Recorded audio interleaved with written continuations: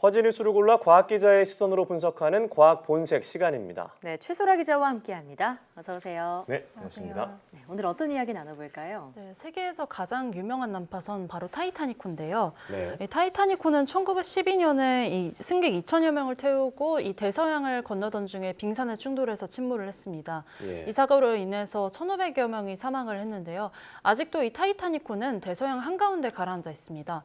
그런데 최근에 바닷속 타이타니코의 이 모습이 공개됐는데요. 이 소식에 대해서 다뤄보겠습니다. 네. 그 제임스 카메론 감독이 영화 타이타닉 촬영을 하면서 직접 해저에 내려가서 촬영을 했잖아요. 근데 그 영화가 나온 지 또 20년이 지났으니까 침몰하고 한 100년이 지난 것 같은데 뭐 많이 변했겠네요. 네, 그렇습니다. 타이타닉이 가라앉은 지 올해로 정확히 107년이 됐는데요. 네.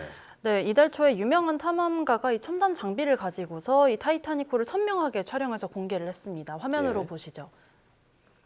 네, 지금 보시는 모습이 이 타이타니코의 벤 머리 부분입니다. 네. 이 영화 타이타닉에 보면은 여주인공이 두 팔을 벌리고 서 있던 바로 그 네, 가장 장소인데요. 유명한 장면이죠. 네, 웅장한 모습은 오간데 없고 녹이 심하게 쓴 모습을 볼 수가 있습니다. 네, 이어서 갑판 쪽을 보시면요. 한때 호화로웠을 이 유람선 모습이 어렴풋이 보이기도 하는데 창문들도 예. 보이고요. 이 철근들도 간신히 모습을 유지하고는 있지만 군데군데 끊어진 모습도 좀 보입니다. 예. 아니 그런데 보니까 뭐 물고기도 지나가고 해양 생물들이 지나가는 모습들도 보이는데 이 지금 보이는 영상이 바닷속 얼마나 깊은 곳에서 찍은 건가요? 네, 이 영상은 심해 3,810m 지점에서 찍혔다고 합니다. 예. 위치는 캐나다 뉴펀들랜드에서 596km 떨어진 대서양 한가운데인데요. 이 영상을 찍은 사람은 전직 미국 이 해군 장교이자 해저 탐험가 그리고 미국의 억만장자로도 알려진 빅토 베스코브입니다. 그는 이달 초 5번에 걸쳐서 잠수하면서 이 타이타니코를 촬영을 했다고 합니다. 탐사팀의 말 직접 들어보겠습니다.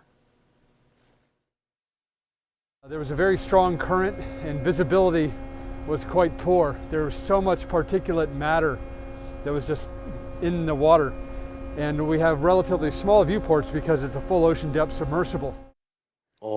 이 대서양 한가운데 거의 한 4천여 미터가 되는 거잖아요. 네. 그 심해에 들어가서 촬영한다는 게 쉬운 일은 아닐 것 같은데 근데 그 이전에도 촬영한 사람들이 있었죠. 네, 그렇습니다. 이 타이타니코가 처음 발견된 것은 이 침몰 73년 만인 1985년이었는데요. 예. 그 이후에 수차례 태양 탐사팀들이 타이타니코의 모습을 촬영을 해왔습니다.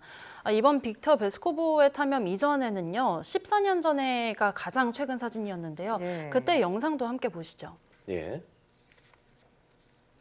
네, 조금 전에 봤던 것보다는 조금 더 배의 그죠. 형체가 뚜렷합니다. 네. 쇠에 녹이 슬어서 생긴 고드름 같은 것들도 좀 덜 달려 있고요. 그러네요. 길이도 좀 더 짧은 것 같고요. 네. 지금보다는 좀 덜 부식돼 있는 것으로 보입니다. 네, 확실히 14년 전이라 그런지 조금은 덜 부식된 모습을 보일 수 있었는데 자, 그런데 철도 녹이 슬고 또 부식도 된다 이렇게 알고는 있지만 아무리 100년이 지났다고 해도 너무 심하게 부식된 거 아닌가 이런 생각도 예. 들거든요. 그 이유가 뭘까요? 네, 여러 가지 요인이 있는데요. 네. 일단 바닷물 속의 염분이 부식을 촉진합니다. 철이 녹슨다는 것은요, 철 분자가 전자를 잃어버린다는 건데요. 바닷물 속에는 소금이나 마그네슘 등이 녹아서 떠다니고 있습니다. 근데 이런 물질들이 철의 전자를 나르는 역할을 합니다. 그리고 이 밖에도 이 타이타니코가 위치한 심해는 물의 흐름이 굉장히 세다고 하는데요. 철근이 부식되다가 물에 휩쓸려서 떨어져 나갔기 때문에 이 타이타니코의 해체가 더욱더 가속화됐을 것으로 보입니다. 네. 참 이 밖에도 타이타니코가 이 빨리 부식되는 원인 중에 어떠한 생명체가 또 작용을 했다고요. 네, 그렇습니다. 영상을 보시면 아까 말씀하신 것처럼 해양 생물들도 볼 수 있는데요. 네. 여기에는 우리 눈으로 보기 힘든 이 작은 미생물들도 있습니다. 이번 탐사에 동행했던 과학자의 말을 한번 들어보겠습니다. The future of the wreck is going to continue to deteriorate over time. It's a natural process. These are natural types of bacteria. So the reason that the deterioration process ends up being quite a bit faster. 네, 이 미생물 여기 등장하는 미생물의 이름은요. 할로모나스 타이타닉이라는 미생물입니다. 이름에 타이타닉이 들어가요? 네, 이름에서 알 수 있듯이 이 미생물의 이름은 타이타니코의 이름을 본따서 2010년에 최근에 지어진 이름입니다. 이 미생물은요, 1991년 당시에 과학자들이 타이타닉 주변에 생긴 녹을 연구하다가 발견한 건데요. 당시에 이 미생물을 발견한 과학자가 이 미생물이 이제 앞으로 2030년쯤이면은 타이타닉 전체를 먹어 삼킬 거다 이렇게 말을 하기도 했습니다. 네, 아니, 한때는 세계에서 가장 크고 또 호화스러웠던 여객선이 이렇게 미생물의 작용으로 자연으로 돌아가는 모습 정말 신기한데요. 이 영상 그대로 묻히기 좀 아까운데 나중에 또 볼 수는 없나요?